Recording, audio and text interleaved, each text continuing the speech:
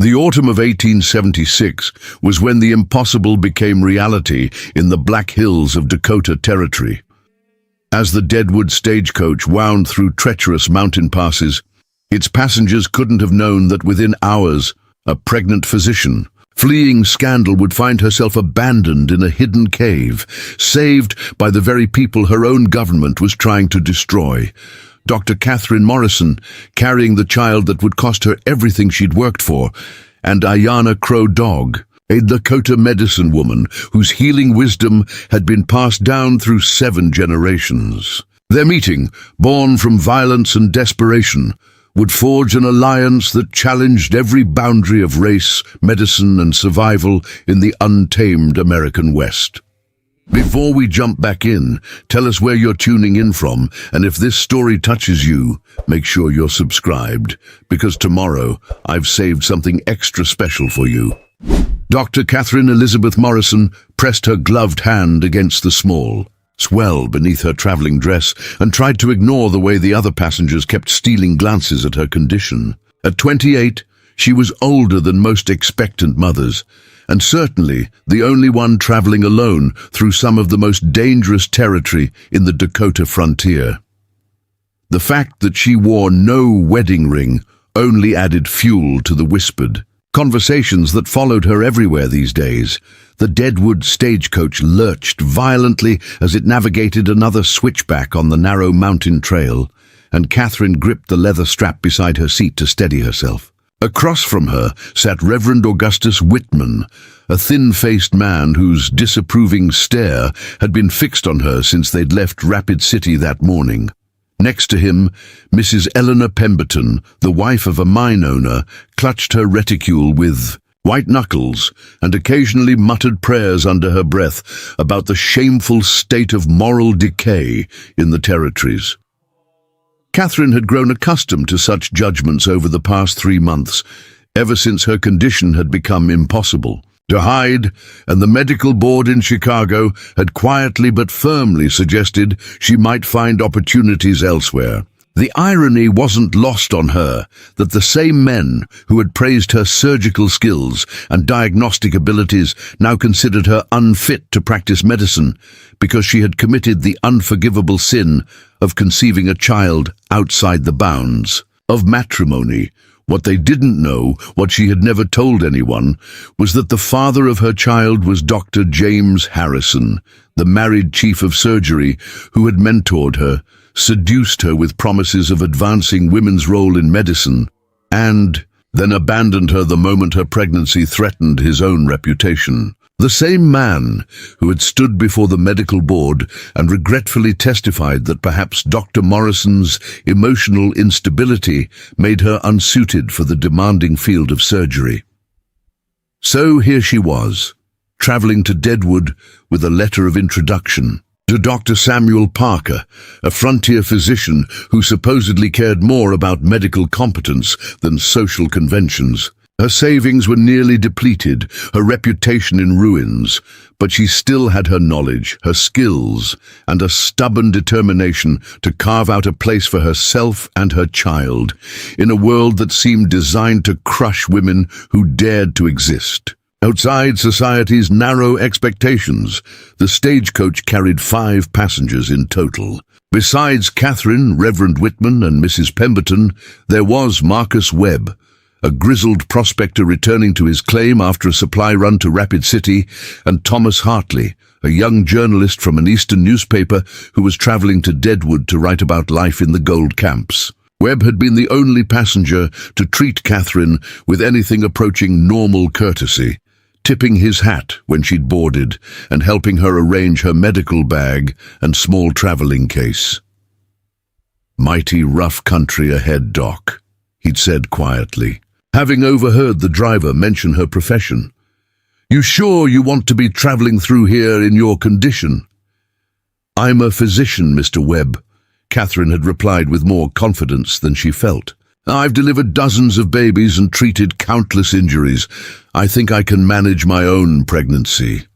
Webb had nodded respectfully, but she'd caught him glancing meaningfully at the Winchester rifle the shotgun rider carried.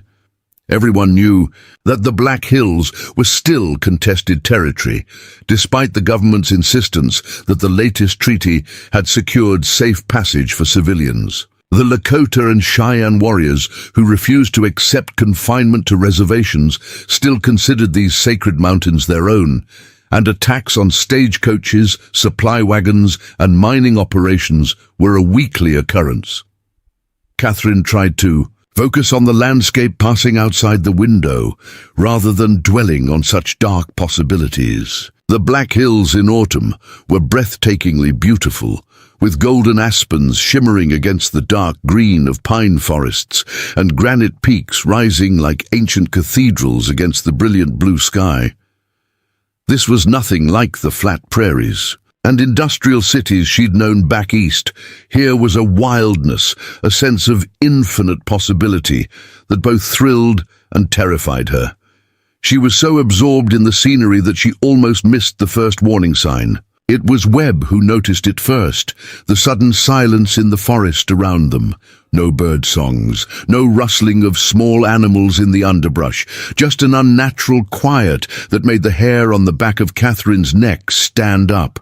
"Driver!" Webb called out, his voice tight with alarm. "Pull up!" But it was too late.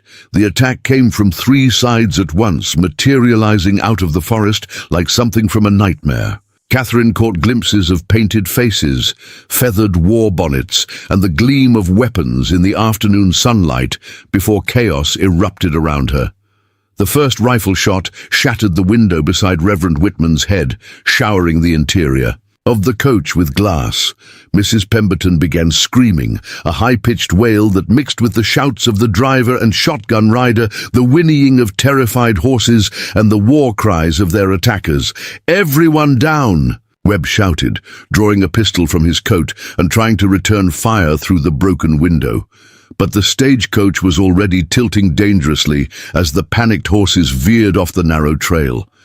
Catherine felt the world turn sideways as the coach began to roll. Time seemed to slow to a crawl as she was thrown against the ceiling, then the side wall, then tumbled in a tangle of arms and legs with the other passengers. She tried to protect her belly with her arms, tried to brace herself against the violent motion. But there was nothing to hold on to as the stagecoach rolled down the steep mountainside, splintering apart as it crashed through trees and bounced off rocks. When the motion finally stopped, Catherine found herself lying on her side, in what had been the roof of the coach, tasting blood and struggling to breathe. Pain shot through her left shoulder, and she could feel warm wetness spreading down her arm. But she was conscious, and more importantly, she could still feel the baby moving within her womb. "Is everyone?" she began to ask, then stopped as she took in the scene around her. The stagecoach had been reduced to splinters and twisted metal. Reverend Whitman lay motionless nearby, his neck bent at an unnatural angle. Mrs. Pemberton was conscious but trapped beneath a piece of the coach's frame, blood streaming from a gash across her forehead. Thomas Hartley was nowhere to be seen, probably thrown clear during the rolling crash. Webb was trying to pull himself upright, his face grey with pain. "My leg's busted," he gasped. "Can't feel nothing below the knee." Catherine forced herself to move, to think like a doctor rather than a victim. Her medical bag had somehow survived the crash, its leather straps having kept it secured to her, a wrist throughout the ordeal. She managed to extract herself from the wreckage and began examining the survivors, her training taking over despite the shock and pain.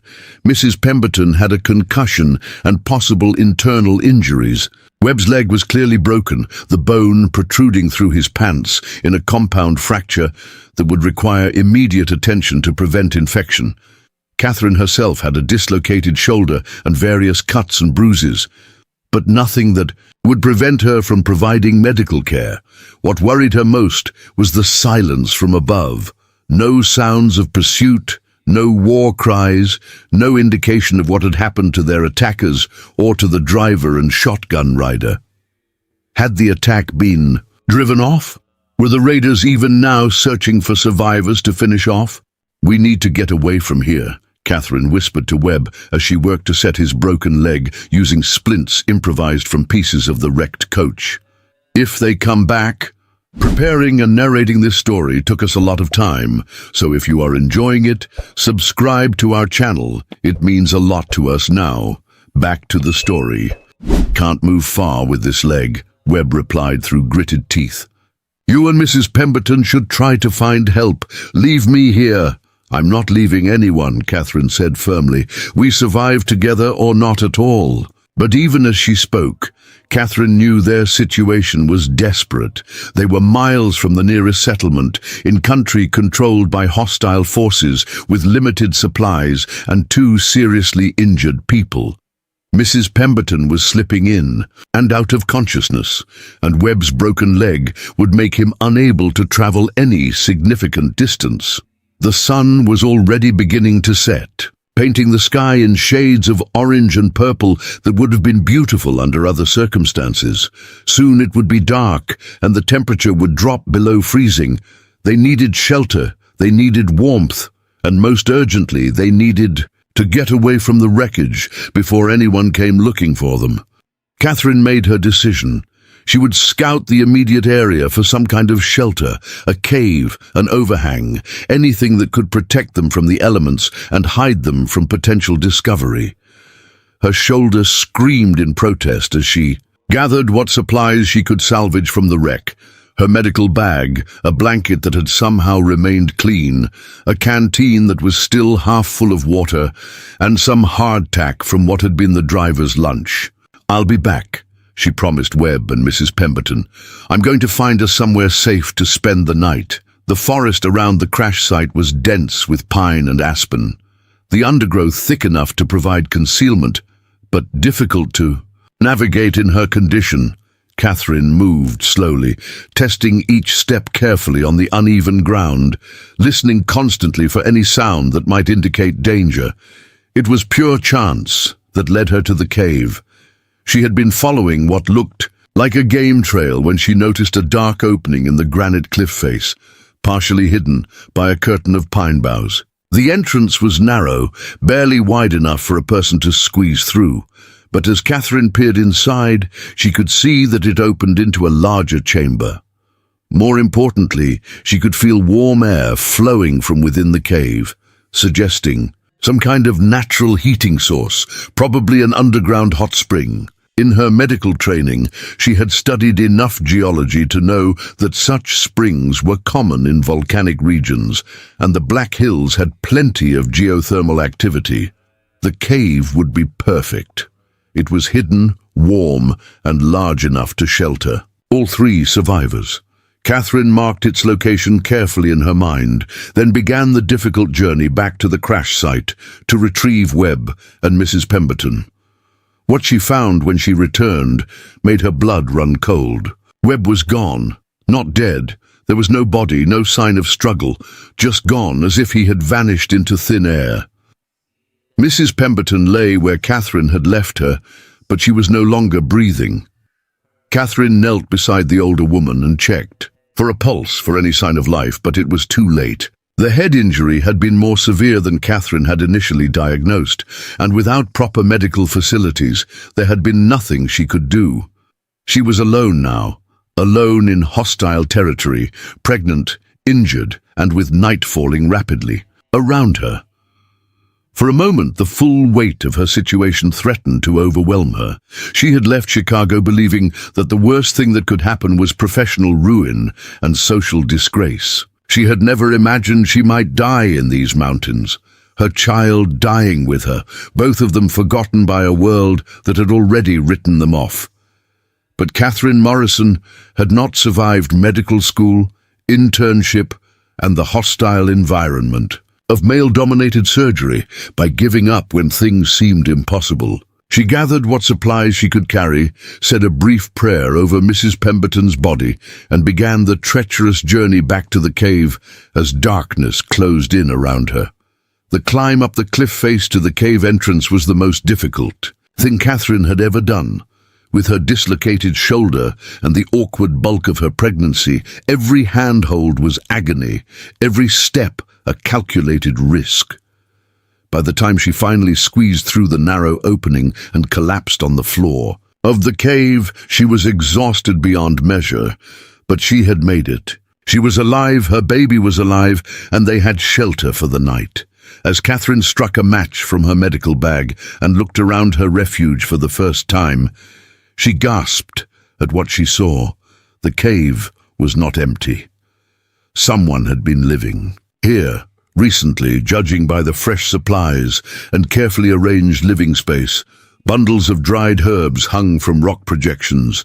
Clay pots and woven baskets were arranged in neat rows along one wall. A fire pit had been constructed near what appeared to be a natural chimney that would carry smoke outside without revealing the cave's location. Most remarkable of all were the drawings on the cave walls. Not primitive scratches, but sophisticated artwork depicting healing ceremonies, medicinal plants, and what appeared to be anatomical studies that rivaled anything Catherine had seen in medical textbooks. This was the home of a healer, someone with knowledge and skills that might complement her own medical training. But was this person friend or enemy? Were they Lakota, as the attack on the Stagecoach suggested? And most importantly, would they return? Catherine had no choice but to wait and find out. She managed to light a small fire using the prepared materials she found in the cave, then settled against the warm stone wall to rest and try to process everything that had happened. The baby moved restlessly within her womb, as if sensing her distress, and she placed both hands over her belly protectively. "We're going to be all right," she whispered, though she wasn't sure she believed it herself. "Somehow, we're going to survive this." Outside, the wind picked up, howling through the mountain passes, with a sound like voices crying in the darkness. Catherine pulled the salvaged blanket tighter around her shoulders and tried not to think about what tomorrow might bring. For now, she was warm, she was hidden, and she was alive. That would have to be enough. Ayana Crow Dog moved through the pre-dawn darkness with the silent grace of someone who had spent 34 years learning the mountain's every secret. Her moccasined feet found purchase on loose shale without sending a single pebble tumbling into the valley below, and her long black hair, streaked with premature silver from years of absorbing others' pain, caught no branches as she navigated the narrow deer paths that crisscrossed the granite cliffs. She carried the weight of 3 days' failure heavy on her shoulders. 3 days searching for the sacred white sage that grew only in the highest meadows. 3 days of prayers and offerings to the spirits of the mountain, and still the plant had eluded her. Without it, she could not complete the healing ceremony. For Lakota, the 7-year-old boy whose fever had burned for a full moon cycle, whose small body was slowly being consumed by a sickness the white doctors called tuberculosis, but which Ayana knew was a disease of the spirit as much as the flesh. The boy's grandmother, Winona, had brought him to Ayana's cave 6 days ago, her weathered face etched with a desperation that spoke of too many children lost to the diseases that had followed the white settlers into Lakota territory. "Please," the old woman had whispered, in their native tongue. "He is all I have left. His parents taken by the spotted sickness, his sisters by the coughing death. If he dies, I die too." Ayana had examined the boy with hands that could read illness like others read printed words, feeling the heat that burned beneath his skin, the way his small ribcage struggled to pull air into lungs that were slowly drowning in their own fluid. The white doctor's medicines had failed. Their harsh treatments had only weakened him further, but Ayana knew there was still hope if she could find the right combination of plants and prayers. The white sage was crucial, not the common variety that grew throughout the lower elevations, but the rare mountain sage that bloomed only in places where the earth's blood ran close to the surface, heated by the same underground fires that warmed the natural springs. Such places were sacred to her people, locations where the spirit world touched the physical realm, and healing became possible through the marriage of ancient knowledge and faith. But the sacred places were becoming harder to reach. The blue-coated soldiers had been pushing deeper into the Black Hills all summer, establishing camps and supply lines to protect the miners who swarmed over the mountains like ants over a carcass. The Wasiku, the greedy ones, saw only gold in the streams and ore in the rocks. They could not see the network of spiritual energy that flowed through these peaks like veins of silver, could not understand that to wound the earth was to wound all living things. Ayana's own position had become increasingly precarious. As a medicine woman who refused to surrender to the reservation, she existed in the spaces between worlds, neither fully accepted by the warrior bands who fought openly against white encroachment, nor willing to submit to the government agents, who promised safety in exchange for the abandonment of everything that made life worth living. Her cave had been sanctuary for nearly 2 years now, hidden high in the cliffs where only the most determined seekers could find her. She had chosen it not just for its concealment, but for the natural hot spring that bubbled up from deep within the earth, creating a microclimate that allowed rare healing plants to flourish year-round. The walls themselves seemed to hold power. Covered with petroglyphs left by her ancestors generations ago, images that told the stories of healing and transformation, of the eternal cycle of death and rebirth that governed all existence. As Ayana approached her cave through the grey light of early morning, she felt the familiar sense of homecoming that always accompanied her return from long journeys. The narrow entrance, barely visible behind its curtain of pine boughs, would be warm and welcoming. The spring would provide fresh water for brewing medicines, and she could finally rest before beginning the complex preparations needed for Dakota's healing ceremony.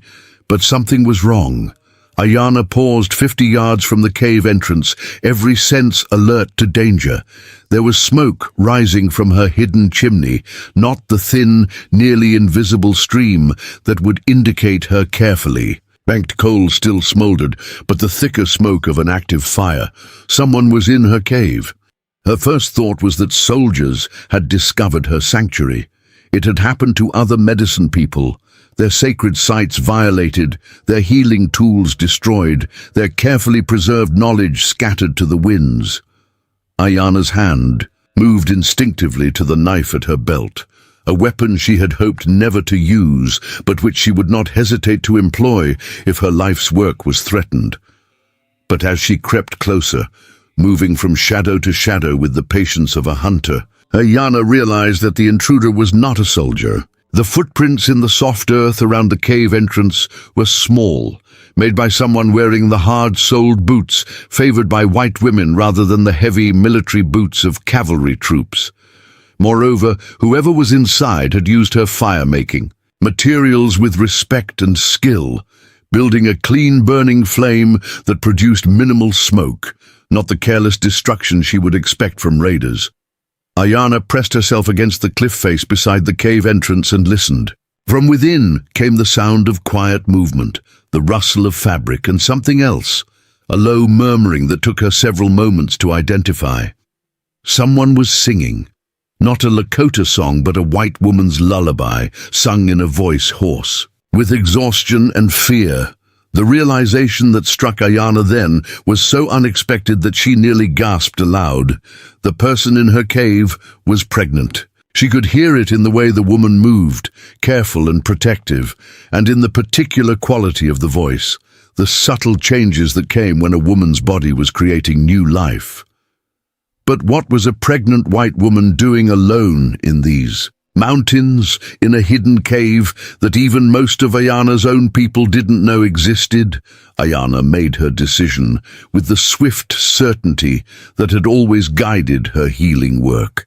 This was not a threat to be eliminated, but a mystery to be understood. She stepped around the pine bough curtain and entered her own cave, ready for whatever she might find within.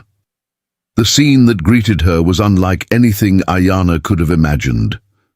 A white woman sat beside her fire pit, her back against the warm stone wall where Ayana herself often rested after long healing sessions. The woman's clothes were torn and stained with blood, her left arm held awkwardly against her body in a way that suggested a dislocated shoulder. Dark circles under her eyes spoke of exhaustion and recent trauma, but there was something in her posture, straight-backed despite her obvious pain, that commanded respect. Most remarkably, the woman had been examining Ayana's medicinal supplies with the careful attention of someone who understood their significance. Clay pots had been opened and their contents studied. Bundles of dried herbs had been gently handled and returned to their proper places, and one of Ayana's most prized possessions, a set of bone surgical instruments inherited from her grandmother, lay on a clean cloth beside the woman, arranged with the precision of someone who knew their purpose. The white woman looked up as Ayana entered, and their eyes met across the flickering firelight.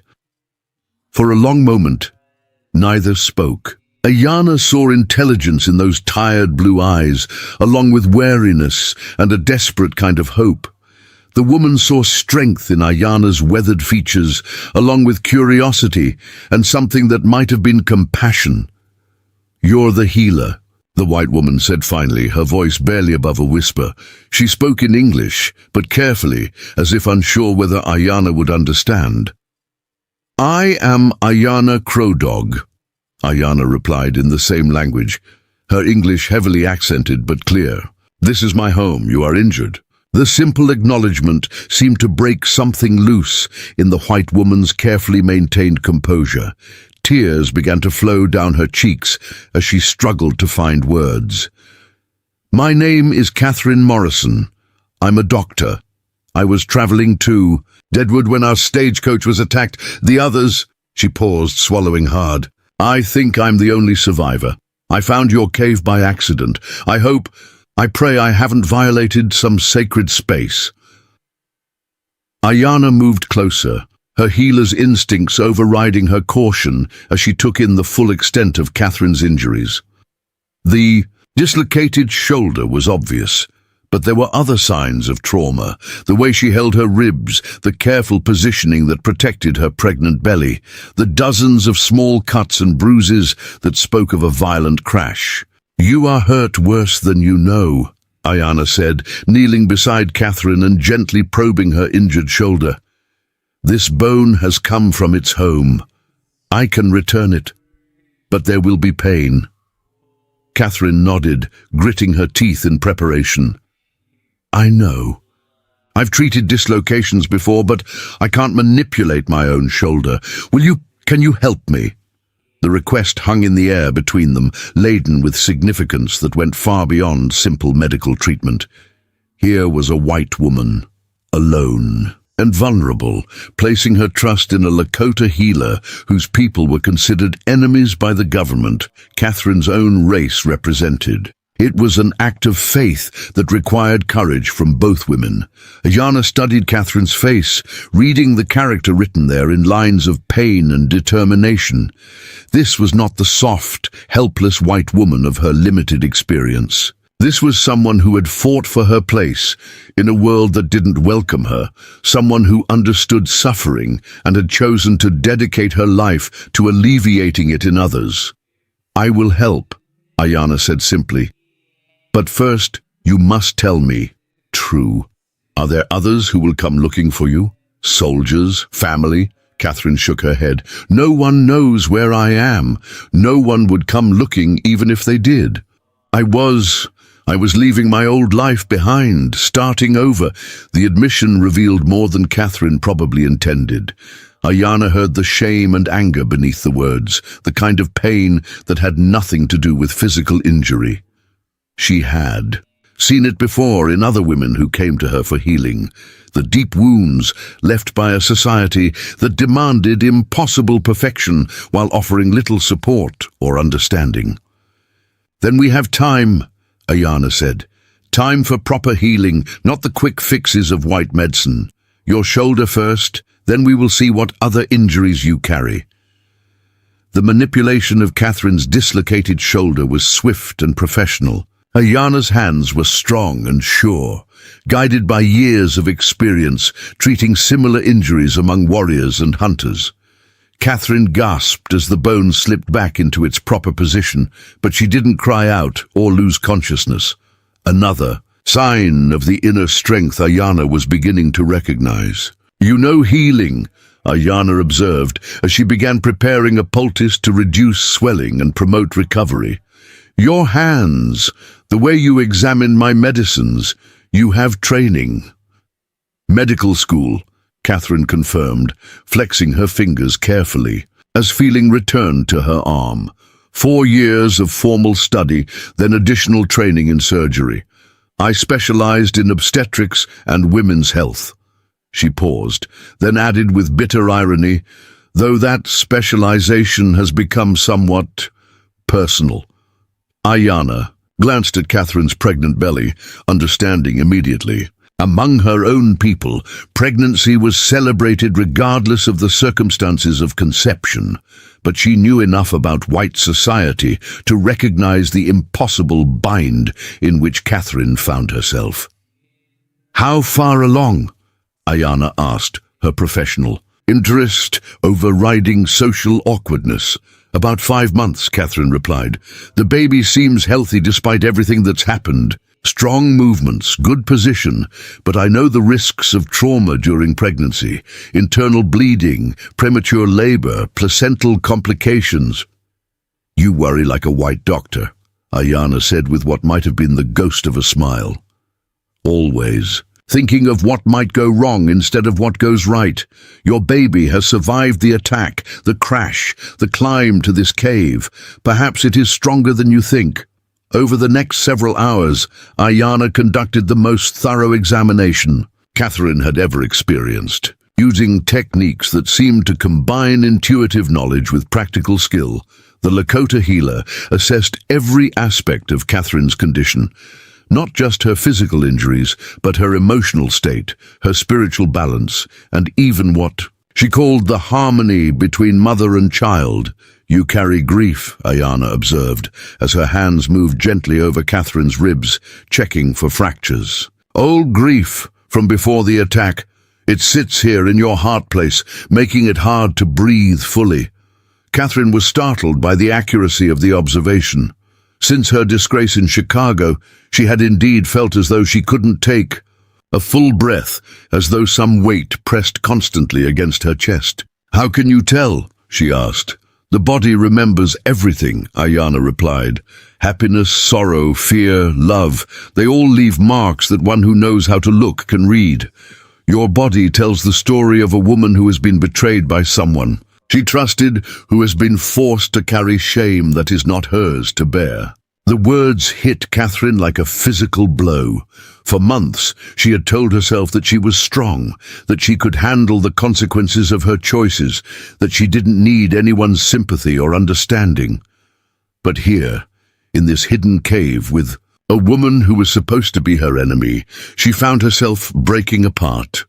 The story poured out of her in disconnected fragments, her struggles in medical school, the mentorship that had turned into seduction, the promises that had turned into abandonment, the professional ruin that had followed her pregnancy's discovery. She told Ayana about the medical board hearing, where her competence had been questioned, about the colleagues who had turned their backs on her, about the dawning realization that everything she had worked for could be destroyed by a single moral failing. Ayana listened without judgment, occasionally asking clarifying questions, but mostly allowing Catherine to unburden herself of secrets she had never shared with anyone. When the story was finally complete, Catherine felt drained, but somehow lighter, as though the act of speaking her truth had begun some essential healing process. "Among my people," Ayana said when Catherine fell silent, "we believe that children choose their parents before they are born. They come to us carrying the medicine we need for our own healing. Perhaps this baby comes not as punishment for past choices, but as a gift to guide you toward a different kind of life." The idea was so foreign to Catherine's Christian upbringing and medical training that she almost dismissed it immediately. But something about the way Ayana spoke, with the quiet certainty of someone who had witnessed many cycles of birth and death and renewal, made her pause and consider the possibility. "In my world," Catherine said slowly, "unmarried pregnancy is seen as the end of a woman's prospects, a mistake that ruins everything else she might accomplish. And in my world," Ayana replied, "new life is always a beginning, never an ending. Perhaps the truth lies somewhere between our two ways of seeing." As evening approached and the cave filled with the warm, golden light of the setting sun filtering through the entrance, Ayana began preparing what she called a restoration meal, a carefully chosen combination of foods and teas designed to replenish Catherine's strength and support her pregnancy. Wild rice cooked with bone broth, dried berries rich in the nutrients growing babies needed, herbal teas that would ease the lingering effects of trauma and promote restful sleep. "You will stay here while you heal," Ayana announced as they shared the simple but nourishing meal. "Your body needs time to recover from the attack, and your baby needs the stability that only comes with rest and proper care." "I can't impose on you like that," Catherine protested, though part of her desperately wanted to accept the offer. "You don't know me. You have no reason to trust me. My people and your people are at war. My people are not at war with pregnant doctors who climb mountains to reach safety," Ayana said with dry humor. "We are at war with those who steal our land and kill our children. You do not look like someone who steals land." Despite everything that had happened, Catherine found herself smiling for the first time in months. There was something deeply appealing about Ayana's straightforward view of the world, her ability to see past the artificial divisions that seemed so important to white society. "Besides," Ayana continued, "I believe we have much to learn from each other. Your white medicine knows things my people's medicine does not. And perhaps my people's medicine knows things your white medicine has forgotten. Together, we might discover healing that neither could achieve alone." As night fell over the Black Hills and the two women settled into their respective sleeping areas within the cave, Catherine felt a sense of safety she hadn't experienced in months. Outside, the wind carried the sounds of a wilderness that was beautiful and dangerous in equal measure. But inside their hidden sanctuary, warmed by the natural spring and protected by stone walls that had sheltered healers for generations, she was able to rest without fear for the first time since leaving Chicago. Ayana lay awake long after Catherine's breathing had settled into the deep rhythms of exhausted sleep. Tomorrow would bring new challenges, the need to gather food and medicines, the risk of discovery by soldiers or hostile warriors, the complex negotiations required to integrate two very different approaches to healing. But tonight, she allowed herself to contemplate the extraordinary circumstances that had brought a white doctor to her doorstep, carrying both new life and ancient wounds that might be healed through their unexpected partnership. The spirits worked in mysterious ways, her grandmother had always said. Perhaps this strange meeting was their answer to prayers she hadn't even known she was offering. The crisis arrived with the dawn of Catherine's fourth day in the cave, carried on the desperate voice of an elderly Lakota woman whose grandson was dying in her arms. Winona had climbed the treacherous cliff path through the night, her weathered hands clutching 7-year-old Dakota against her chest as his small body burned with fever that seemed to consume him from within. Catherine woke to the sound of urgent voices speaking in rapid Lakota outside the cave entrance. Through the narrow opening, she could see Ayana kneeling beside a bundle of fur robes, her hands moving with swift precision as she examined what Catherine quickly realized was a critically ill child. "Ayana," Catherine called softly, not wanting to startle the visitors, but recognizing the medical emergency unfolding before her. "Is there anything I can do to help?" The old woman's head snapped up at the sound of English being spoken from within the sacred cave. Her eyes widened in shock and fear as she took in Catherine's appearance. Clearly white, obviously pregnant, emerging from a space that should have been sanctuary only for Lakota people. A rapid exchange in Lakota followed between Winona and Ayanna, the grandmother's voice rising in what Catherine recognized as alarm and accusation. She caught the word wasiku repeated several times, a term she had learned meant white person, though not in a flattering context. "She says I have brought the enemy to a sacred place," Ayanna explained to Catherine, her expression troubled. "She fears the spirits will be angered, that her grandson's sickness is punishment for this mixing of worlds." Catherine could see the conflict playing out on Ayanna's face. The medicine woman was torn between her duty to heal and her people's deep distrust of white interference. But as Catherine watched, the little boy's breathing became more labored, his small chest struggling to draw air into lungs that were clearly filling with fluid.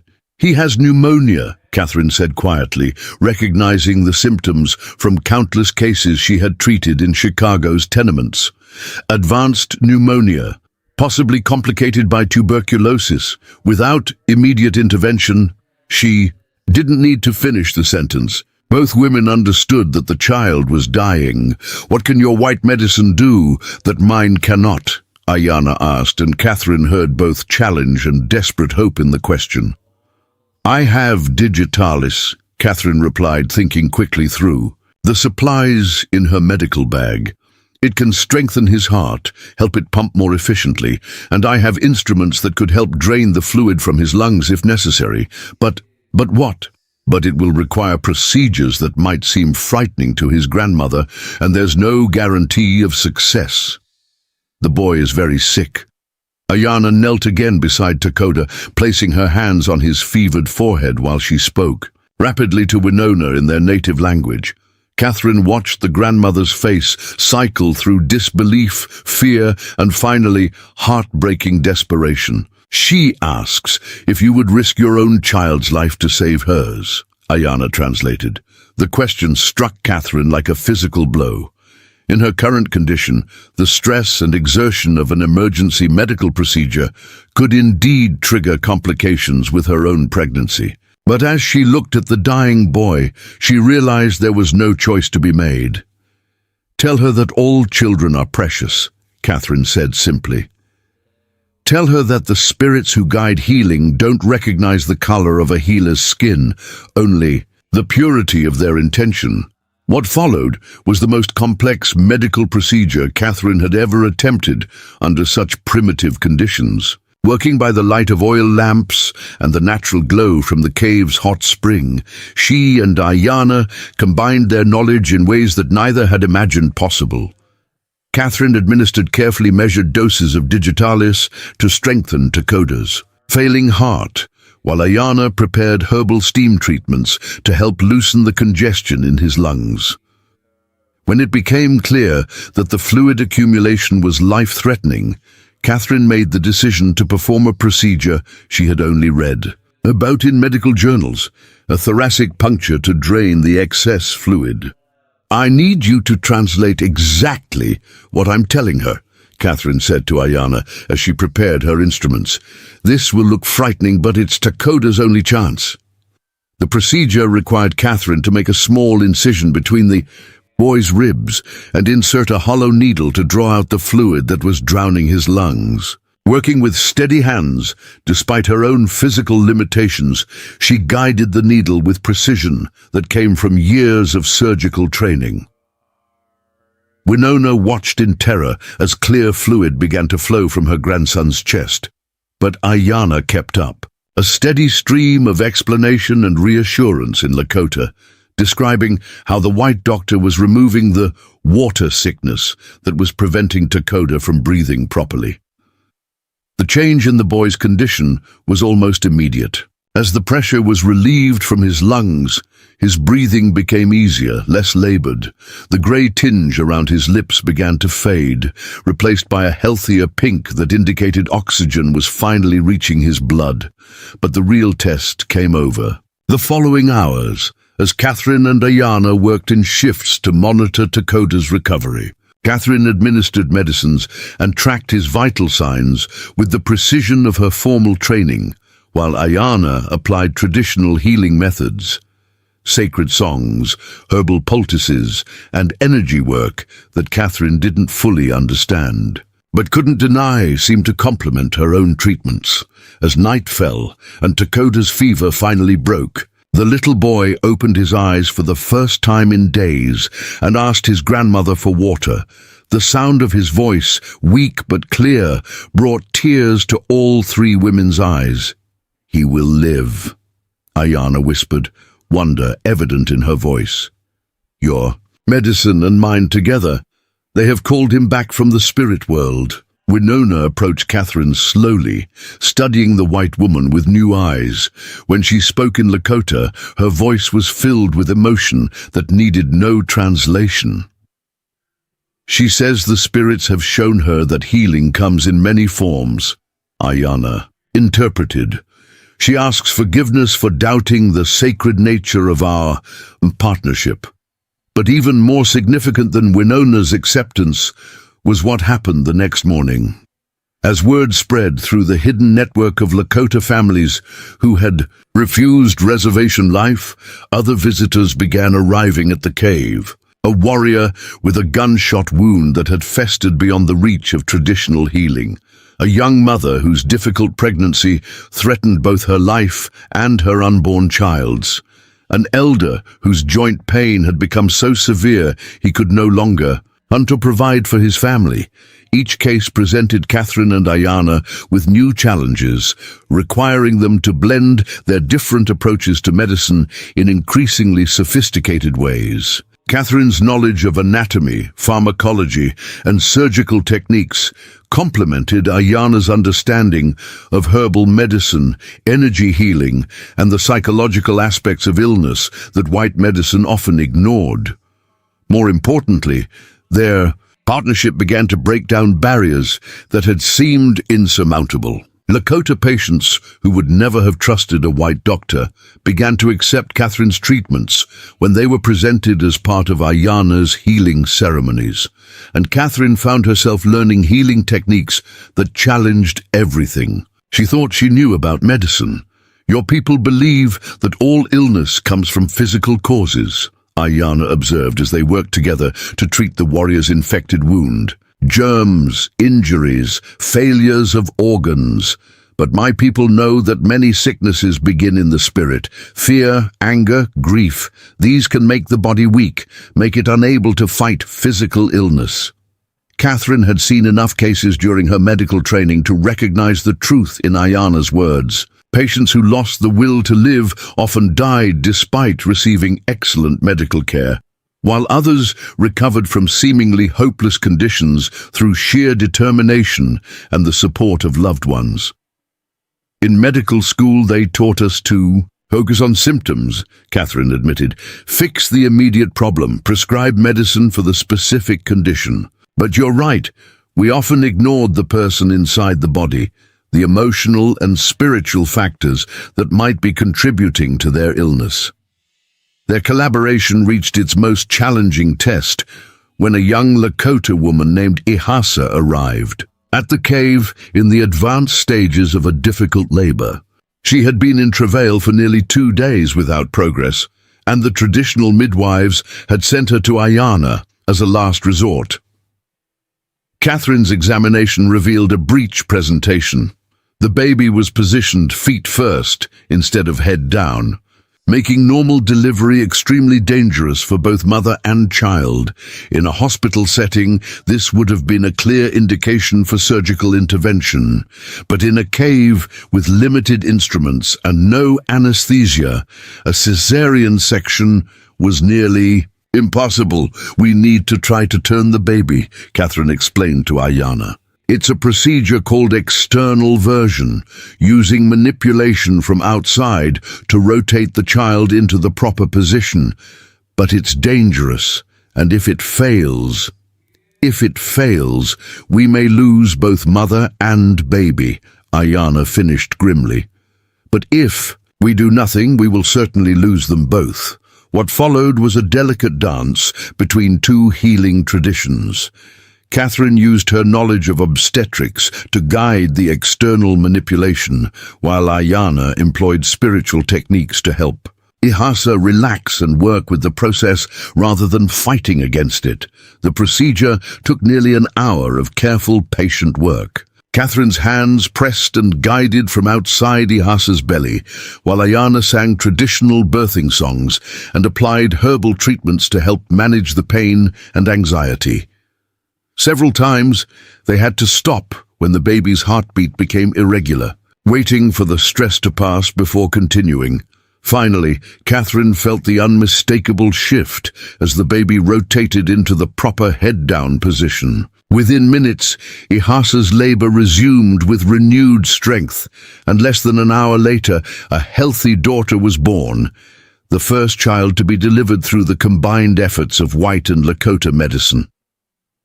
As Catherine placed the newborn in her mother's arms, she felt a profound sense of completion that went far beyond professional satisfaction. This was healing in its truest form, not just the repair of physical damage, but the creation of new life through the partnership of different kinds of knowledge and wisdom. But their success also brought new dangers.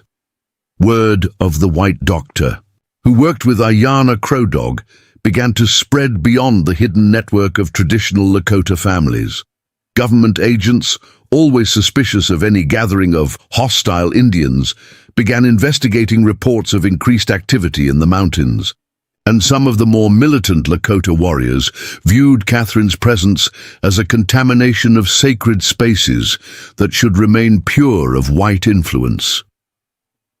The confrontation came on a cold morning in late October, when 6 armed warriors arrived at the cave, demanding to see the white woman who had been corrupting traditional healing practices. Their leader, a young man named Wambly, whose face bore the ritual scars of a warrior society, spoke to Ayana with barely controlled fury.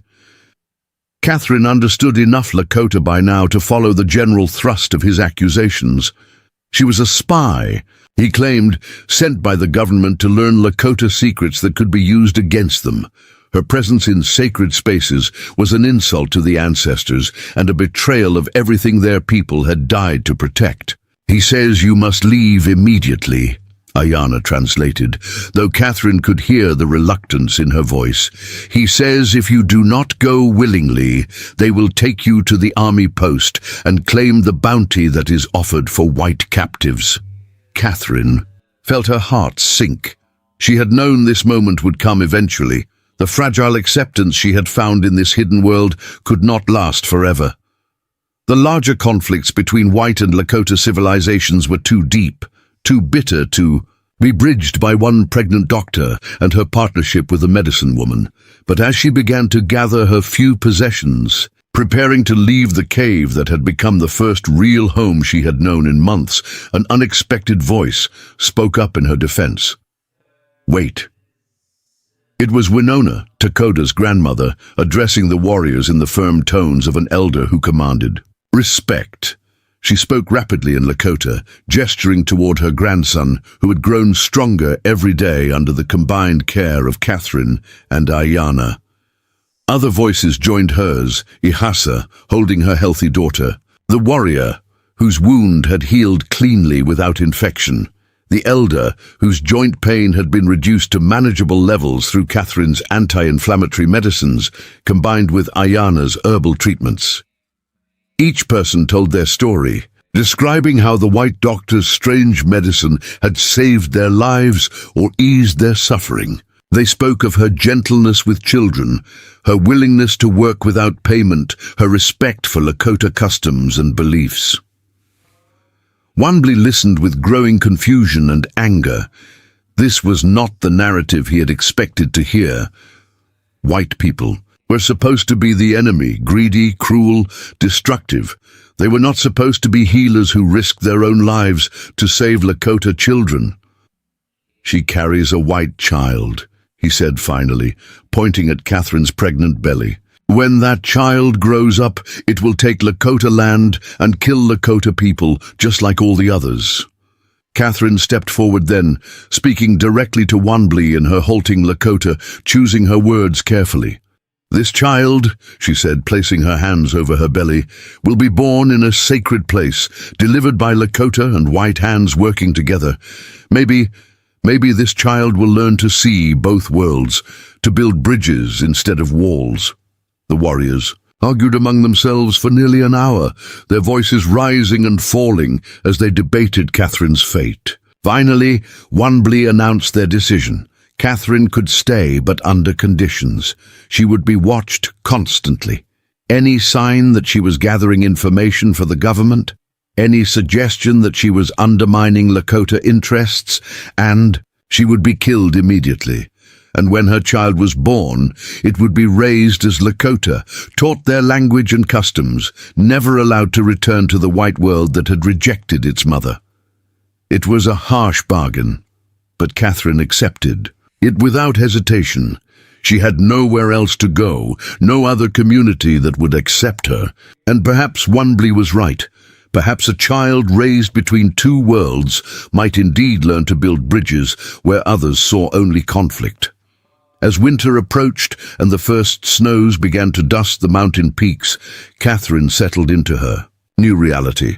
By day, she worked alongside Ayanna, learning traditional healing methods while sharing her own medical knowledge.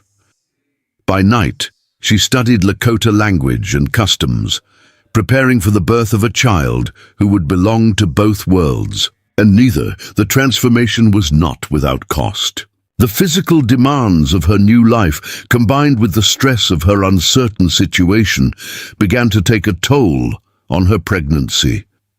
She experienced episodes of early labor that required bed rest, and her blood pressure rose to levels that concerned both her and Ayanna, but there were also unexpected joys. The Lakota children who came to the cave with their sick family members quickly accepted Catherine as another kind of healer, someone who made different medicine, but with the same caring intention as Ayanna. They taught her their games, corrected her pronunciation when she tried to speak their language, and treated her pregnancy as a cause for celebration rather than shame.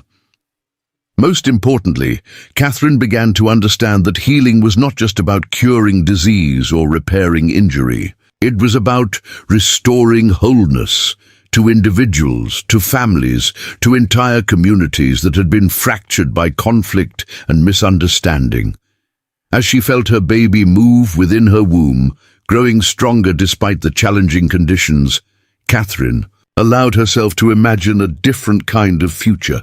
Not the life of comfortable respectability she had once dreamed of, not the professional success that had been torn away from her, but something entirely new. A life dedicated to bridging the gap between two ways of understanding health, illness, and healing. The baby kicked strongly as if in approval of this new vision. Outside the cave, the wind carried the first promise of winter, but inside their sanctuary, Catherine felt warmer and more secure than she had in months. Whatever challenges lay ahead, she would face them not as a disgraced white doctor alone in hostile territory, but as part of a new kind of family, one bound together not by blood or law, but by shared purpose and mutual respect. The transformation was complete.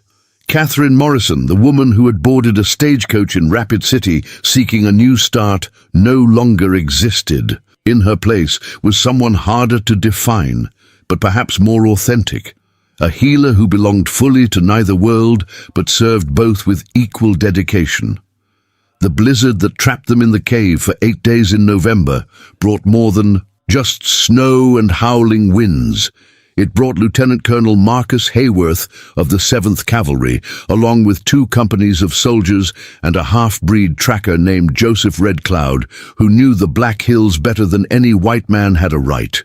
Catherine first became aware of the military presence when Ayana returned from a scouting expedition with news that made both women's blood run cold. The army had established a winter camp in the valley below, positioned strategically to control all the major passes through the mountains. They weren't just passing through, they were settling in for an extended operation. "They know," Ayana said simply as she shook snow from her heavy buffalo robe. "Someone has told them about the cave, about the healing work we do here.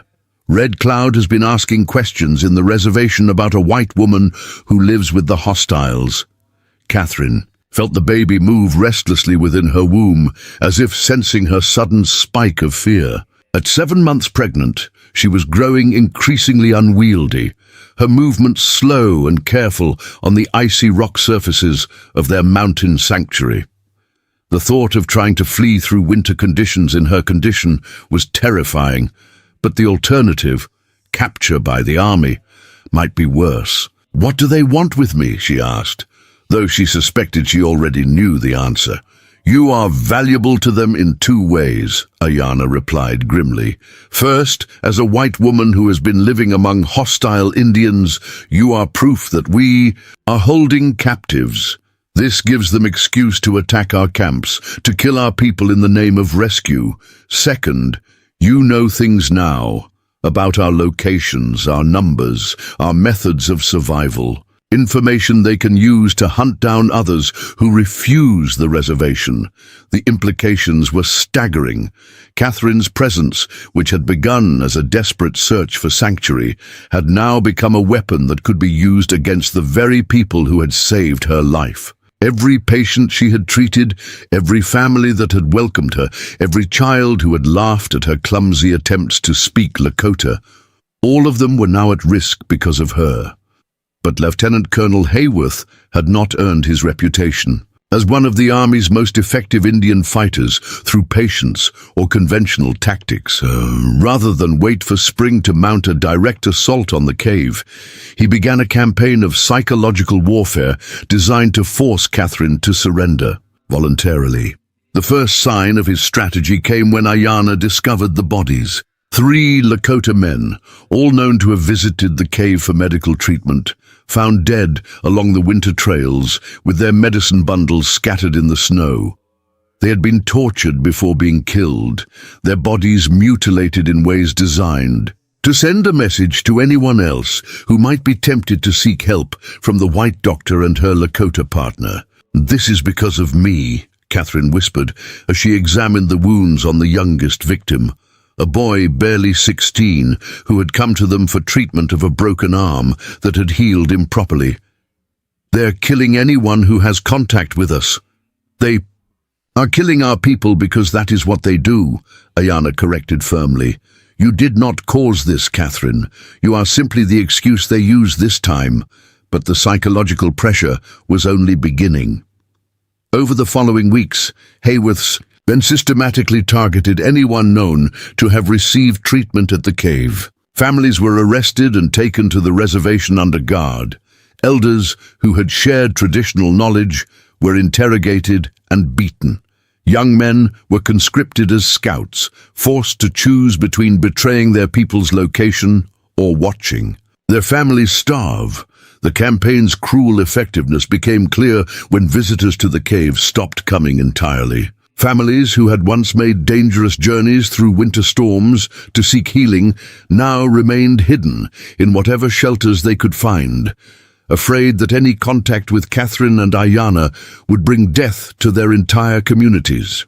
"We are like a sickness now," Ayana observed bitterly as they sat by their fire on a particularly cold night, the wind outside howling like the voices of the dead. "Our healing has become a curse that spreads danger to everyone we touch." Catherine struggled to find words of comfort, but her own despair was too deep. She had come to the Black Hills seeking redemption, hoping to rebuild her life through service to others.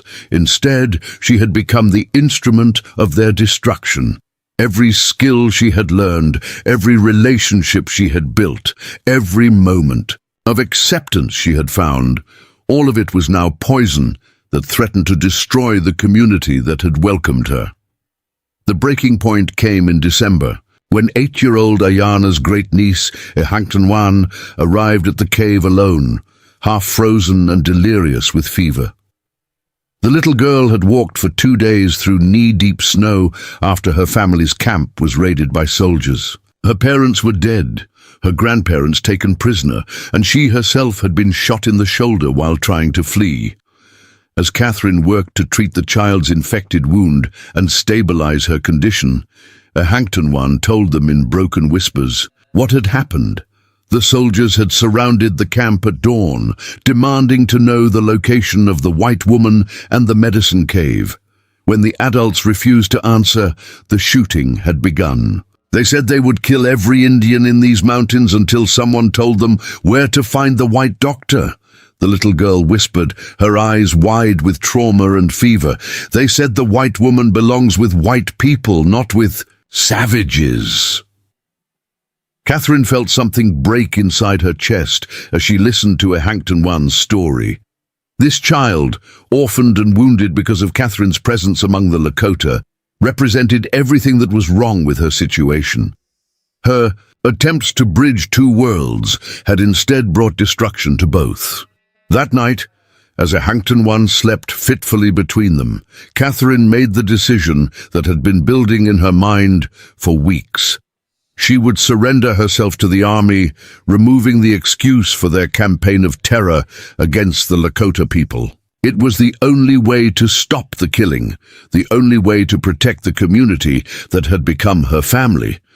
But Ayana, when Catherine shared her plan, responded with fury that surprised them both. "You think like a white person still," the medicine woman said, her voice sharp with anger.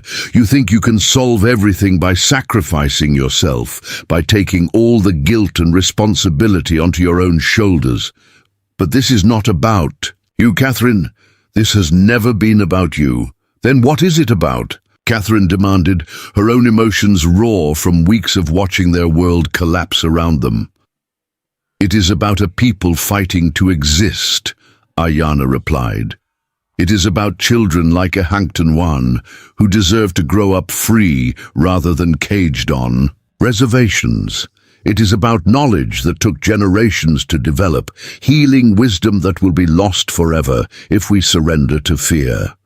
You think that by giving yourself to the soldiers, you will save us, but you will only give them what they want, our surrender, our acceptance that we have no right to exist outside their control." The argument continued through the night, two women grappling with impossible choices in a situation that offered no clear path forward.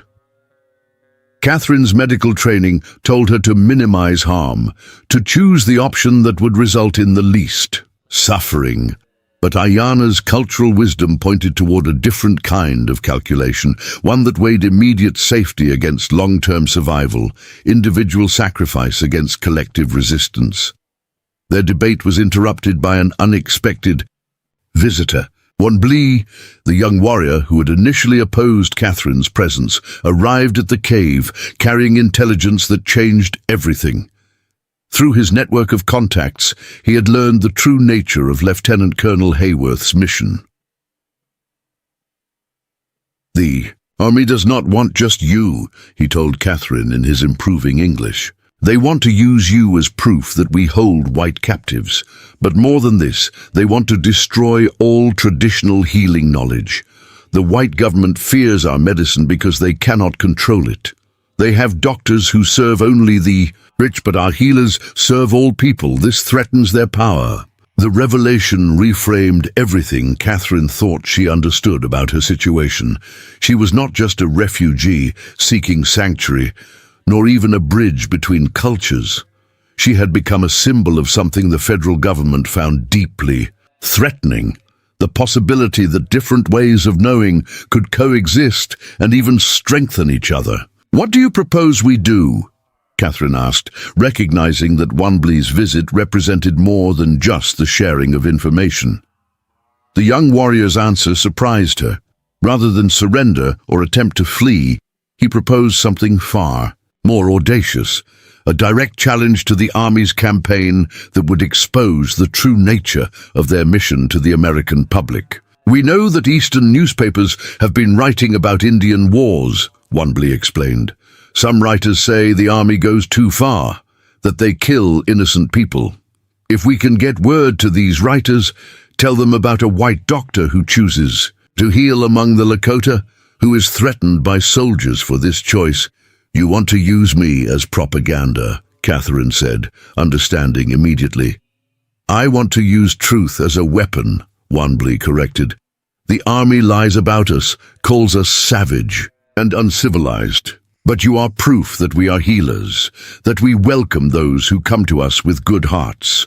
If the white people knew this truth..." The plan that emerged from their discussions was desperate and dangerous, but it offered the only hope Catherine could see for breaking the cycle of violence that was destroying the community she had come to love. With the Hankton Wan still recovering from her wounds and the cave's sanctuary increasingly threatened, they would have to act quickly. Catherine would write a detailed account of her experiences, her arrival in Lakota territory, the healing work she had done alongside Ayanna, the Army's campaign of terror against anyone who had received their medical care. The account would be smuggled out through a network of sympathetic traders and delivered to Eastern newspapers that had shown interest in stories about Army excesses in the Indian Wars. But the plan required Catherine to do something that terrified her more than facing soldiers or fleeing through winter storms. She would have to reveal the most intimate details of her past. The circumstances that had led to her pregnancy, the professional ruin that had driven her west, the shameful secrets she had guarded so carefully. "The story will not work unless people understand why you came here," Ayanna pointed out gently.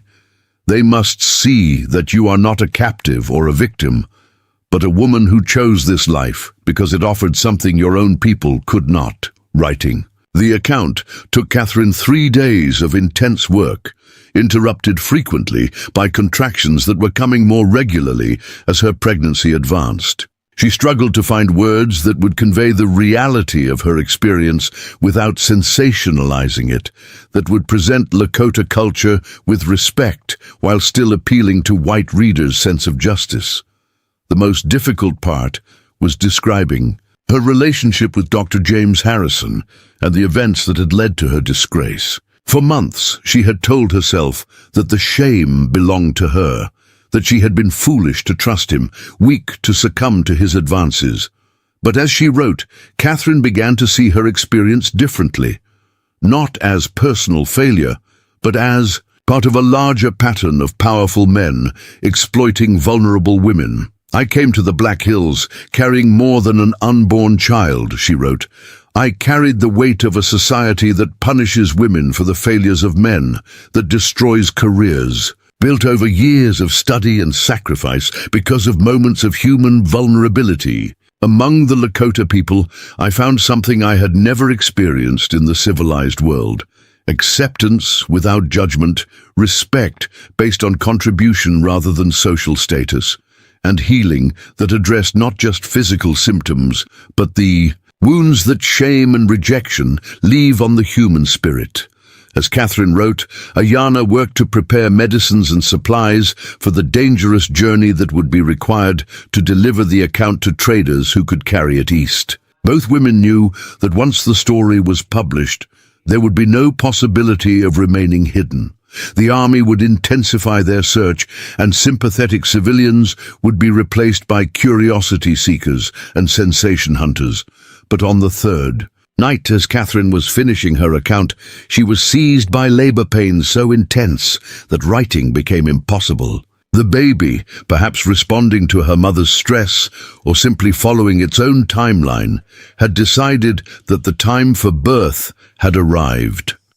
What followed was the most challenging delivery of Catherine's medical career, not because of complications with the birth itself, but because she was simultaneously patient and physician. unable to maintain the clinical detachment that had served her through countless previous deliveries.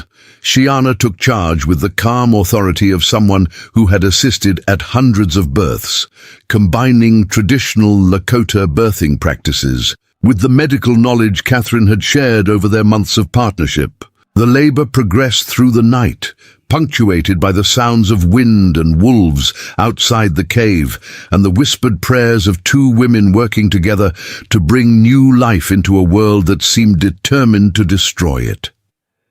Catherine's daughter was born just as dawn broke over the snow-covered peaks, arriving with the fierce cry of someone who had already survived more challenges than most children would face in a lifetime. As Ayanna placed the baby in Catherine's arms, both women were struck by the child's remarkable appearance. Skin that was neither fully white nor fully Native American, but something entirely new, and eyes that seemed to hold the wisdom of someone who had chosen to be born into a world where she would never fully belong to either of her parents' peoples. "She is beautiful," Ayanna whispered, tears streaming down her weathered cheeks. "She carries the best of both worlds." Catherine looked down at her daughter, unnamed as yet, but already perfect in every way that mattered, and felt a profound sense of completion. This child represented everything she had been fighting for without fully realizing it. The possibility that different ways of being human could not just coexist, but create something stronger and more beautiful than either could achieve alone.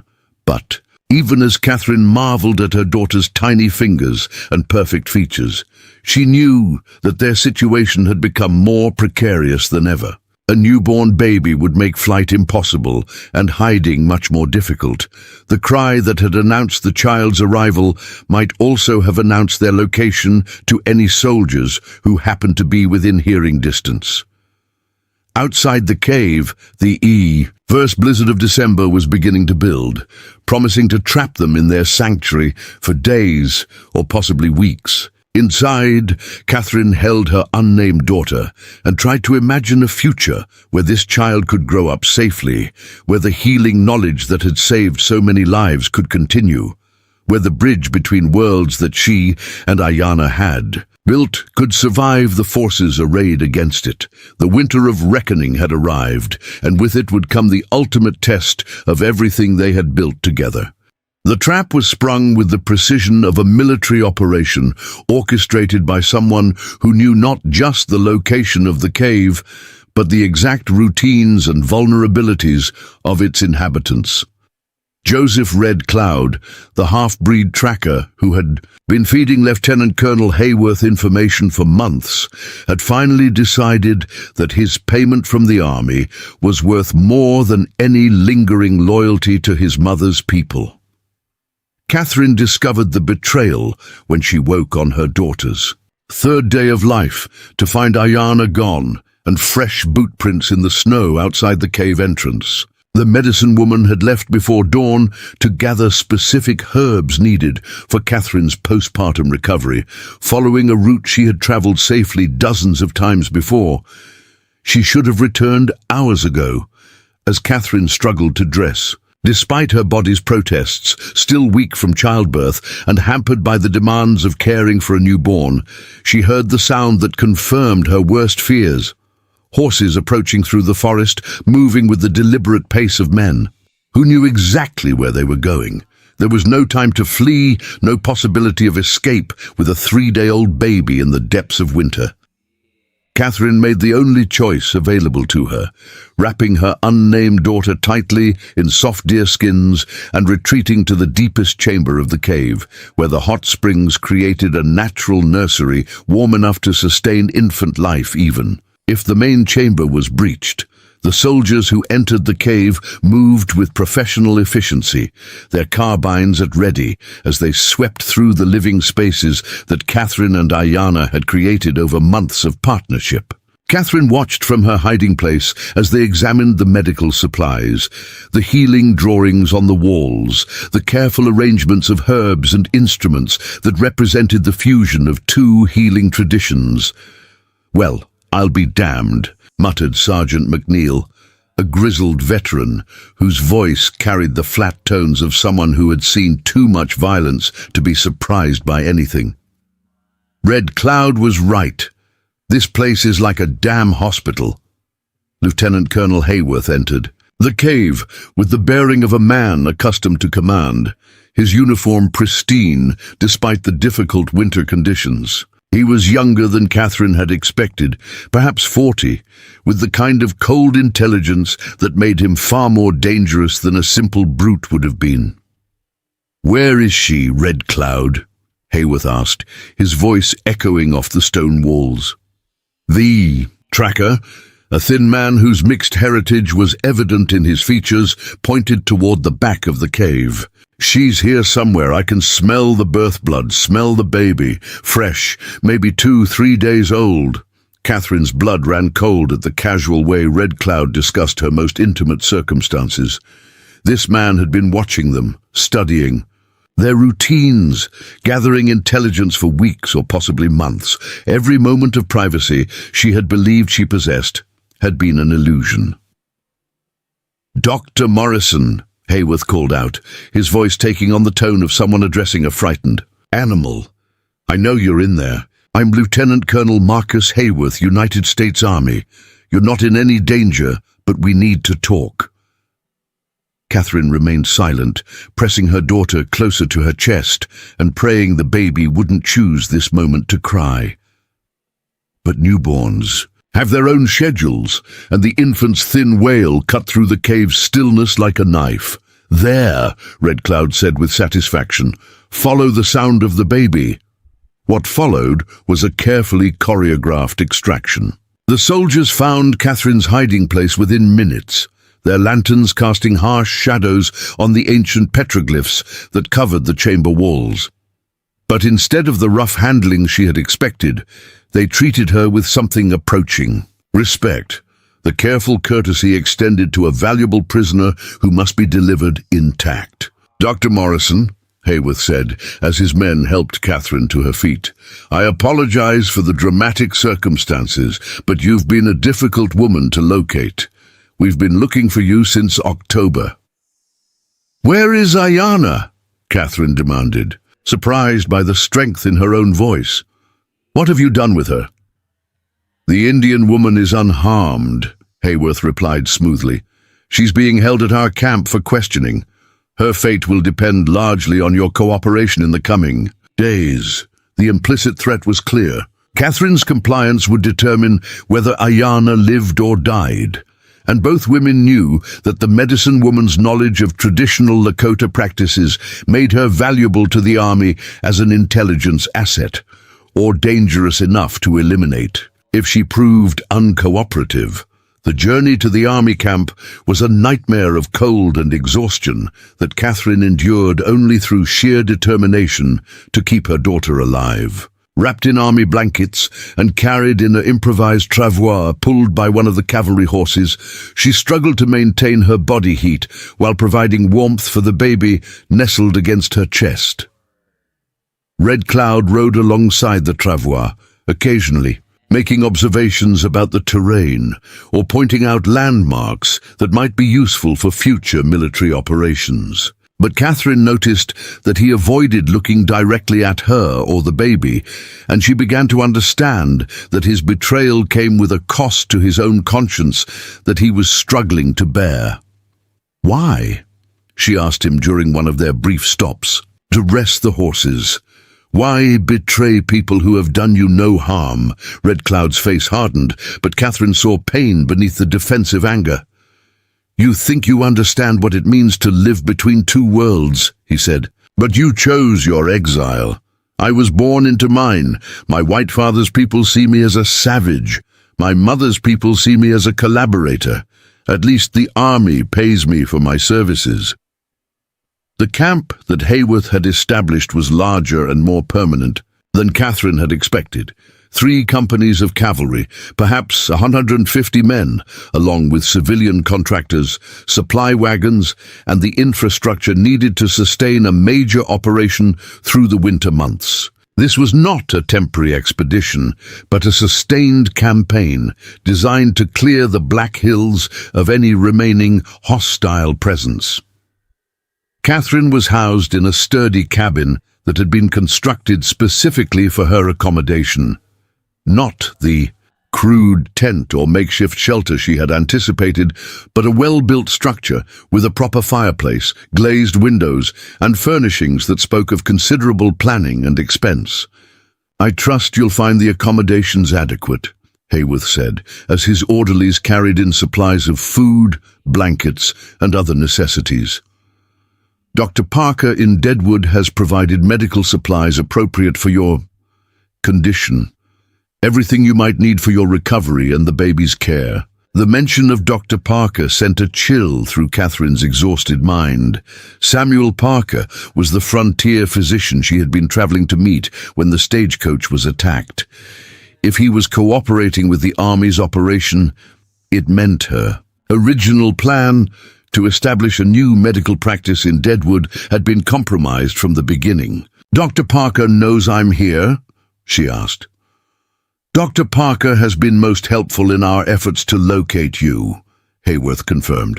"He was quite concerned when you failed to arrive as scheduled. When reports began circulating about a white woman providing medical services to hostile Indians, he naturally contacted the appropriate authorities. Another betrayal, another ally revealed to be an enemy." Catherine began to understand the full scope of the trap that had been constructed around her. From the moment she had boarded the Stagecoach in Rapid City, her movements had been tracked, her intentions monitored, her options systematically eliminated. But Hayworth's next revelation was the most devastating of all. "We've also been in communication with the medical board in Chicago," he said, producing a thick folder from his leather satchel. "Dr. James Harrison has been most forthcoming about your unfortunate situation. The board is prepared to restore your medical license and offer you a position at a respected hospital, provided you cooperate fully with our investigation into the activities of hostile Indians in this region." The folder contained documents that made Catherine's heart sink. Official correspondence from the medical board, a formal offer of reinstatement, even a letter from Dr. Harrison expressing his deep concern for her welfare and his willingness to overlook past indiscretions if she returned to Chicago immediately. It was everything she had once wanted, offered at the moment when it had become meaningless. The professional recognition she had craved, the respectability she had lost, the chance to practice medicine without the stigma of her unmarried pregnancy. All of it dangled before her like bait in an elaborate trap.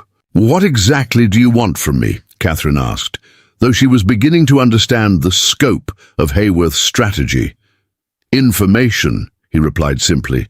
"The locations of Indian camps that have evaded our patrols, the names of individuals who have been providing supplies or intelligence to hostile bands, details about their methods of communication, their sources of weapons and ammunition, their plans for spring offensive operations. And in exchange for this information, you and your child return to civilization. Your reputation is restored, your career salvaged, your daughter provided with every advantage that white society can offer. The alternative—" He gestured toward the window, where Catherine could see the prison compound where Lakota captives were held under guard. "The alternative is that you remain here as an enemy combatant, your child raised in military custody, your future entirely dependent on the mercy of a government that has little patience for those who consort with its enemies." Catherine spent 3 days considering Hayworth's offer, 3 days during which she was treated with scrupulous courtesy, but remained under constant surveillance.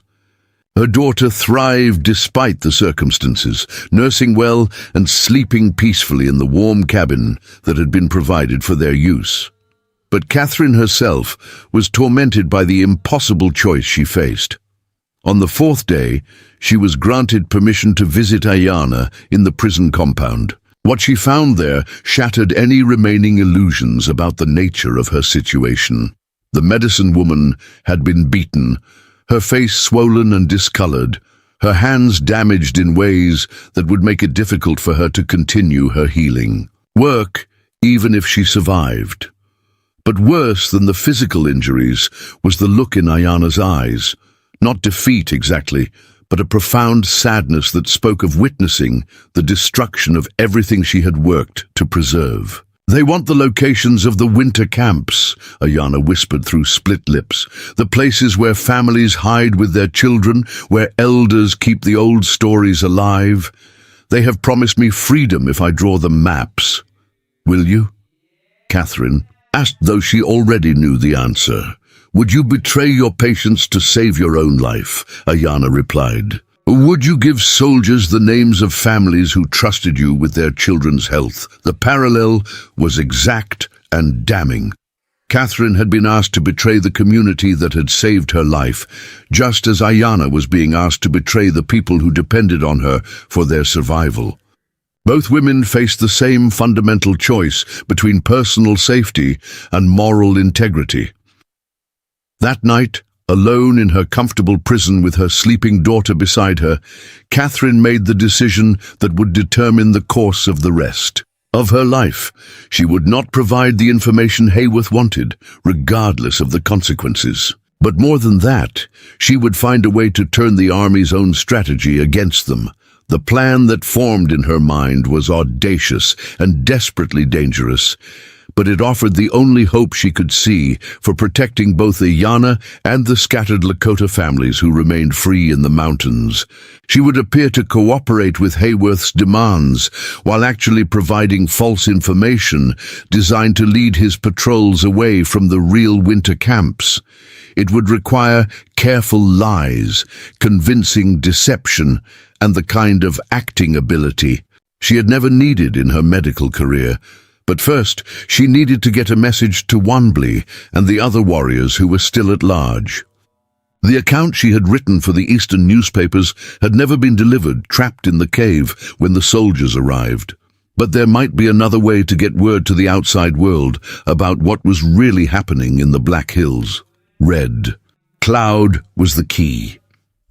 Despite his betrayal, Catherine had seen the conflict in his eyes, the self-loathing that came from serving masters who held him in contempt while destroying the people who shared his blood.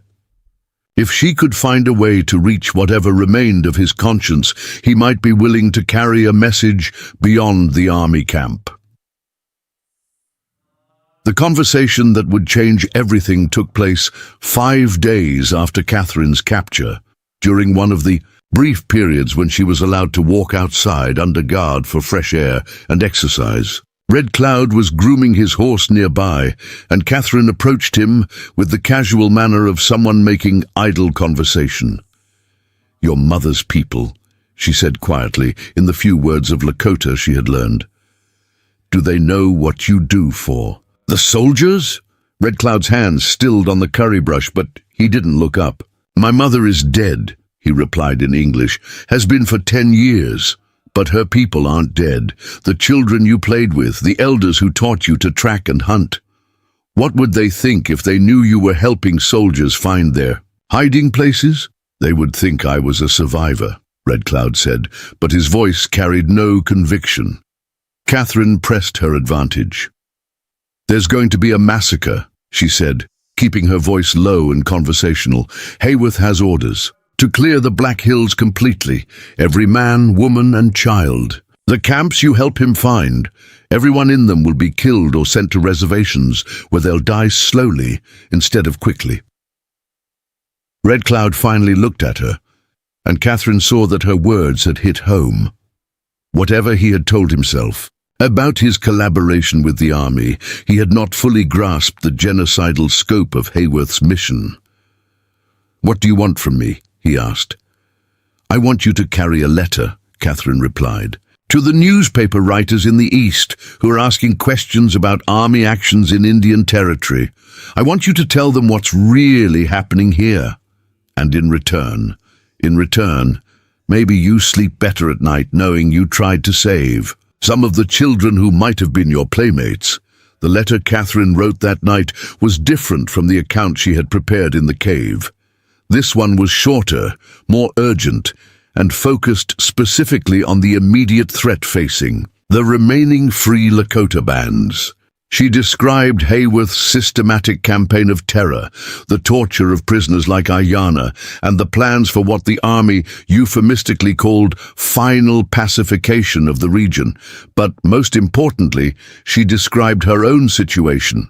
A white doctor held prisoner by the army, threatened with the loss of her child unless she provided intelligence that would lead to mass killing. It was a story that would resonate with Eastern readers, particularly women who could imagine themselves in Catherine's position. Red Cloud took the letter without promises, but Catherine saw something in his eyes that hadn't been there before. A flicker of the man he might have been if circumstances had been different. Whether he would actually deliver the message remained to be seen, but it was the only hope she had for bringing outside pressure to bear on Hayworth's operation. As winter deepened and the army prepared for spring operations that would likely determine the fate of every free Lakota family in the Black Hills, Catherine settled into the routine of deception that might be her daughter's only chance for survival. She would play the role of cooperative prisoner while secretly working to undermine the very intelligence she appeared to provide.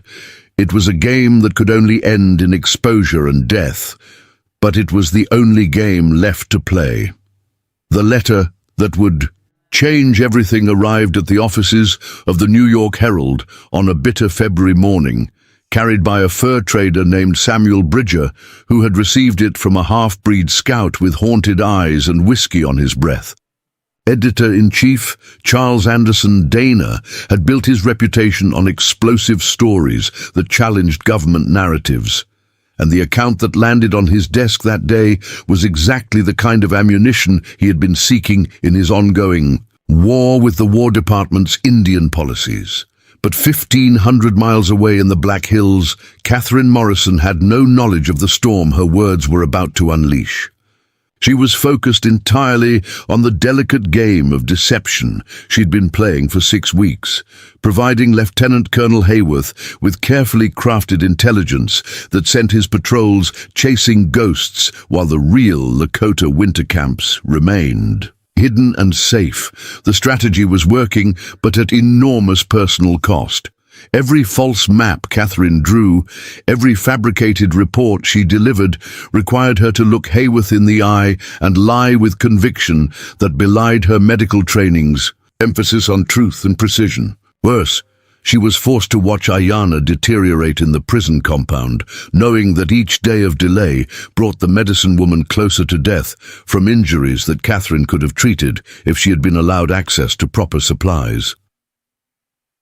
Catherine's daughter, now 2 months old and thriving despite the circumstances, had become both her greatest strength and her most terrifying vulnerability. The baby's presence gave Catherine a reason to endure each day's deceptions, but it also provided Hayworth with perfect leverage to ensure her continued cooperation.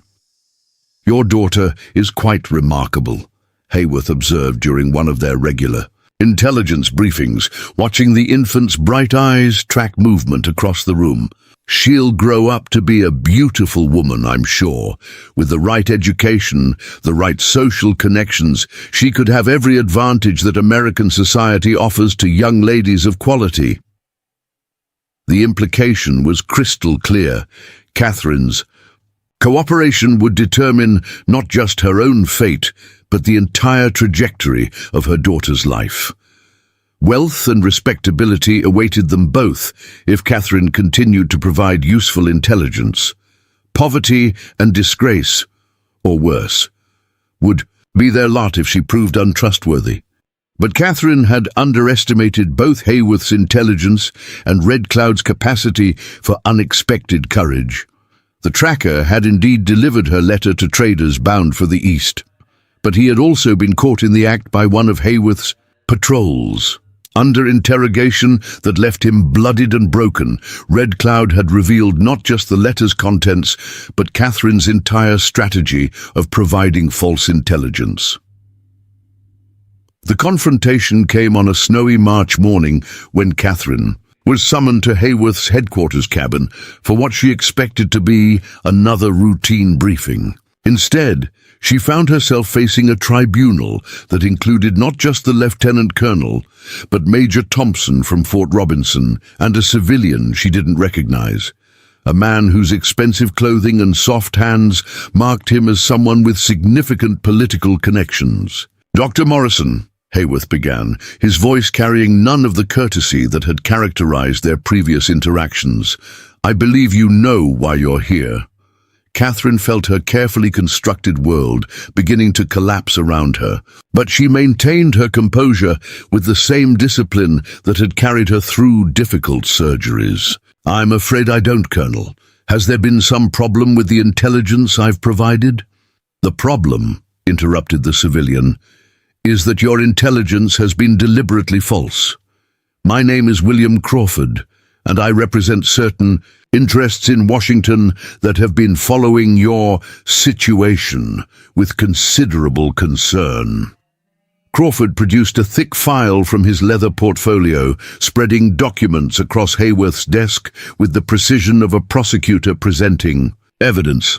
Catherine recognized some of the contents, copies of her false reports, maps she had drawn showing non-existent camps, patrol routes she had suggested that led nowhere. "You've been playing games with us, Doctor," Crawford continued, "sending our patrols on wild goose chases while your Indian friends escaped to cause more trouble elsewhere. But your little charade is over now." "I don't know what you're talking about," Catherine replied. But even as she spoke, she knew the deception was finished. Her only hope now was to minimize the damage to Ayanna and the families she had been trying to protect. "Red Cloud told us everything before he died," Hayworth said with casual brutality. "Your letter to the newspapers, your plan to provide false intelligence, even your pathetic attempts to turn him against his own best interests. Did you really think we wouldn't notice that every location you gave us turned out to be empty? The pew." News of Red Cloud's death hit Catherine like a physical blow. Whatever his faults, whatever his betrayals, the tracker had ultimately chosen to protect her secret at the cost of his own life. She felt a wave of guilt and grief that threatened to overwhelm her carefully maintained composure. But Crawford wasn't finished with his revelations. "What you don't know, Doctor, is that your letter actually reached the newspapers. The New York Herald published your account 3 days ago, along with their own investigation into Army activities in the Black Hills. There's quite an uproar in Washington about the treatment of white civilians by military personnel." Catherine's heart leaped with hope, but Crawford's next words dashed her optimism. "Unfortunately for you, the political pressure has resulted in a change of policy. Instead of the gradual pacification campaign we had planned, we've been ordered to implement immediate and final solutions to the Indian problem in this region." "Congratulations, Doctor. Your attempt to save your savage friends has instead ensured their complete destruction."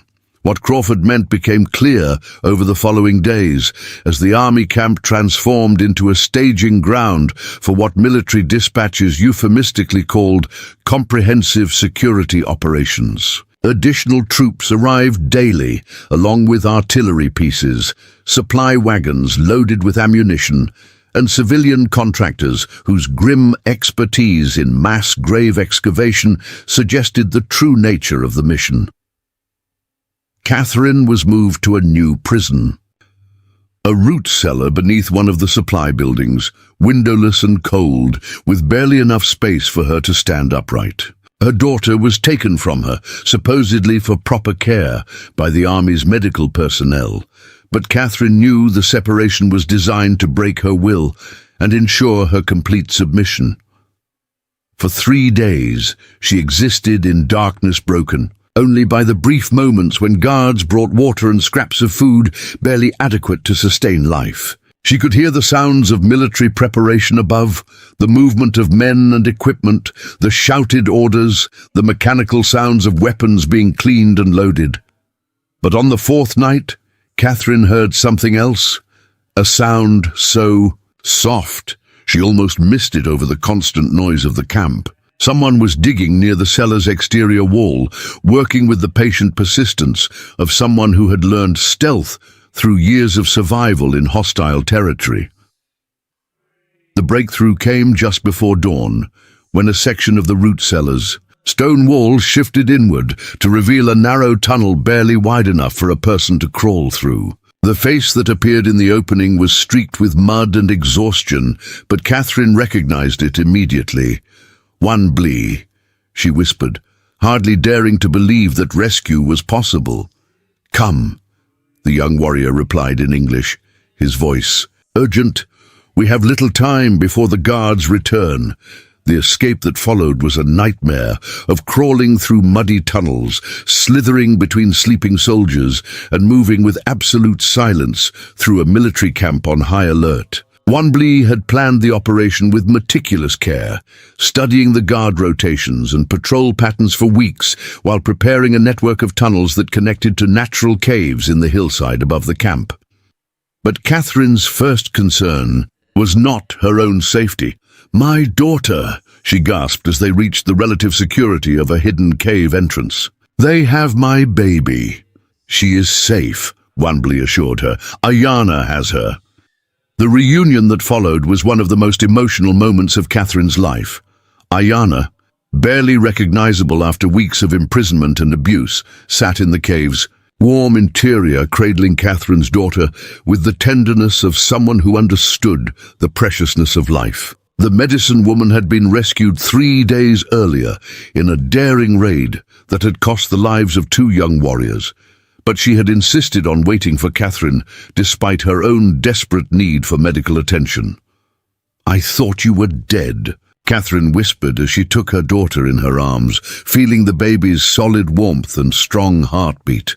"I thought we all were," Ayana replied, "until One Blee came with news that your words had reached the outside world. The newspapers, they are asking questions the army cannot answer. Important people in the East are demanding investigations." But even as they celebrated their temporary freedom, all 3 adults understood that their situation remained desperate. The Army's final solution to the Lakota presence in the Black Hills was moving forward with mechanical precision. Within days, every remaining winter camp would be attacked simultaneously, their inhabitants killed or captured in operations designed to leave no survivors to tell the story. "We have to stop it," Catherine said, stating what they all knew but none wanted to acknowledge. "Somehow we have to prevent the massacre." "How?" One Blee asked pragmatically. "We are 3 people against an army. We have no weapons, no warriors, no way to warn all the scattered camps in time." Catherine's answer came from her understanding of both white and Lakota cultures, from months of learning to bridge worlds that seemed irreconcilably different. "We don't fight the army," she said. "We fight the lies that make the army possible." The plan that emerged from their desperate discussion was audacious beyond reason, but it offered the only hope Catherine could see for preventing wholesale slaughter. They would return to the army camp not as fugitives, but as witnesses. Catherine would demand to speak with the newspaper reporters, who were undoubtedly on their way to investigate the story her letter had generated. She would force a public confrontation that would make it impossible for Hayworth to proceed with his massacre without national attention. "They will kill you the moment you appear," One Blee pointed out. "Not if there are reporters present," Catherine countered. "Not if the whole country is watching. Hayworth can murder Indians in secret, but he can't murder a white doctor and her baby in front of Eastern newspaper writers without destroying his career and the Army's reputation." It was a desperate gamble based on Catherine's understanding of white society's contradictions. The same culture that sanctioned genocide against Indians would recoil in horror at the public execution of a white woman and child. The hypocrisy was appalling, but it might be their only weapon. The return to the army camp was timed to coincide with the arrival of a delegation from Washington that included not just military investigators, but 3 newspaper correspondents, whose presence had been demanded by public outcry over Catherine's published letter. Wanblee and Ayanna remained hidden in the surrounding hills, while Catherine walked boldly through the camp's main gate, carrying her daughter and demanding to speak with the ranking officer. The scene that followed was unlike anything in Catherine's experience.